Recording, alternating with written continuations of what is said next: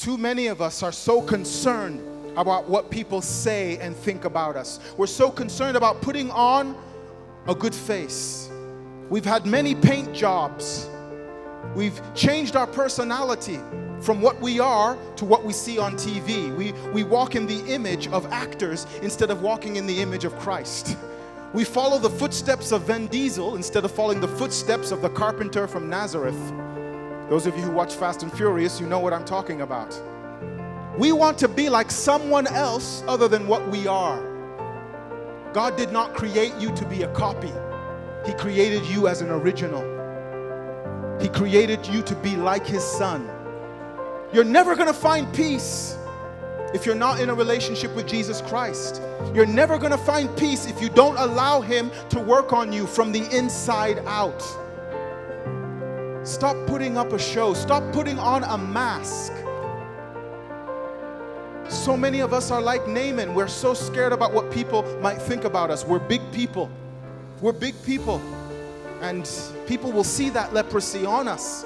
So I have to quickly clean myself up. But as I said, leprosy was not Naaman's number one problem. The number one problem could not be seen with the naked eye. The number one problem was his prideful spirit. Your number one problem cannot be seen with my eyes. Your number one problem is beyond the skin. It's on the inside. Let's be less concerned about looking good and more concerned about actually being good. And the only way that can happen is if we let God completely have His way with us through the Holy Spirit. Stop competing with people and start seeking to be in the will of God. Like I said, this was not a deep theological message today, but how important is this? How important is this to allow the Holy Spirit to work on us from the inside out? Too many of us are praying incorrectly. We're sincere, but we're praying incorrectly. We're saying, Lord, change my circumstances.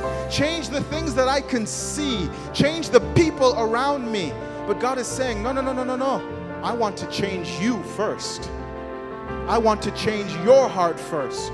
I want to change your understanding first. God, you don't know what you're talking about. Imagine telling God that. You don't know what you're talking about. My situation is bad. My situation is bad. He says, yes, I know.